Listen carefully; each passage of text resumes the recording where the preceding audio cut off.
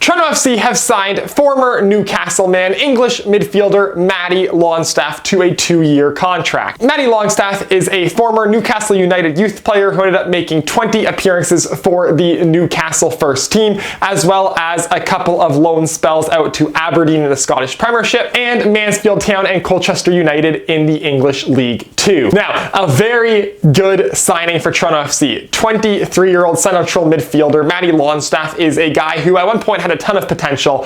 He unfortunately at the end of 2022, in December of 2022, suffered a pretty bad ACL injury, pretty bad knee injury, and has not played since December of 2022, having his Newcastle contract terminated in that time. So a guy who was a promising young player, had a bad injury, and now at the age of 23 is back ready to go and signs on a free with Toronto FC. Now, free transfer, the only money we've spent outgoing wise is to Cincinnati on the international roster spot we acquired to bring him in, but Longstaff is a very good signing. Worst case scenario, the injury reoccurs, and I mean, okay, you got signed a guy to a 2-year deal that you didn't spend money on. I mean, whatever his salary is probably not going to be small, but also probably isn't going to be massively large, and then you just eat the contract for the next 2 years, whatever, we have a strong midfield regardless. Best case scenario, he bounces back from injury, he finds the young promising player he once was. He's still 23, he still is young and promising.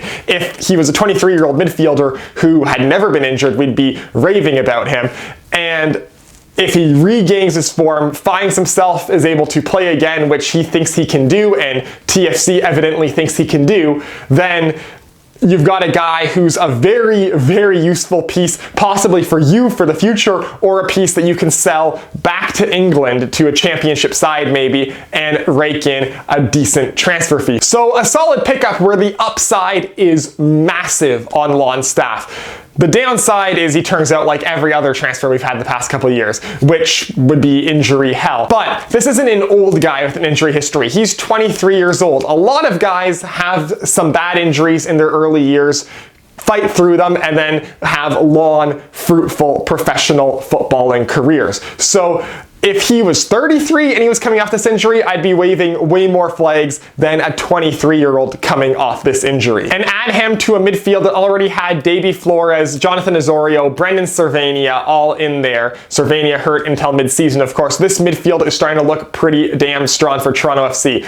Alonso Coelho as well. Pretty damn strong midfield, and obviously with the condensed MLS schedule, you need more than 3 starting caliber midfielders. That was my big problem with TFC last season, is the second one of Osorio or Coelho or Bradley went down with an injury, we were like, there's no one else I trust to be a starting midfielder in Major League Soccer. Now Toronto FC has 4, once Cervania comes back, 5 guys who I trust to be starting midfielders in Major League Soccer. So you can afford to rest an Osorio one game, you can afford to rest a Flores one game, you can afford to rest Longstaff one game, you can afford to rest players and still have a strong midfield, and that is massive for success in Major League Soccer. Having actual depth in the midfield is massive for having success in Major League Soccer, and Longstaff just gives us good depth in the midfield. And on top of being a young midfielder, depth in the midfield, potential to be a very, very solid player in Major League Soccer, Longstaff's dad was a British hockey legend, playing in over 100 games for the British national hockey team. So he should be a fan favorite in Toronto with those hockey connections. I'm sure he played hockey at some point growing up if his dad was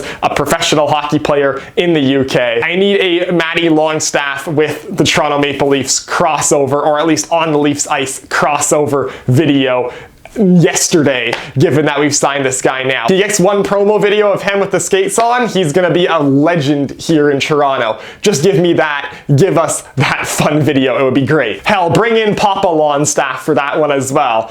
That would be fun. But a solid midfield signing, and for the first time in years, I'm confident in saying Toronto FC has depth in the midfield. This is like the first time in a long time that I felt confident with where our midfield is. I felt confident that we could lose a starting player in our midfield and not be in the danger zone in terms of just midfield depth rapidly disappearing. I'm liking where the midfield is right now. With Lon, I'm liking where the center backs are right now. With Larea, I'm liking where the fullbacks are right now. Get the Italians to start cooking and fix that striker situation, or get one of our young strikers to start cooking. This team starts to look really, really dangerous. It all comes down to John Herdman at this point, because up until this signing, I wasn't convinced that this team was any better than the team we started last season with. Now, the midfield depth is there. This team is better right now than the team we started last season with. It's all up to Herdman to coach them. So that is for this video. As always, if you'd like to hit like, if you want to see more stuff, hit subscribe, follow me on Twitter, link is down below in the description, and I will see you next time.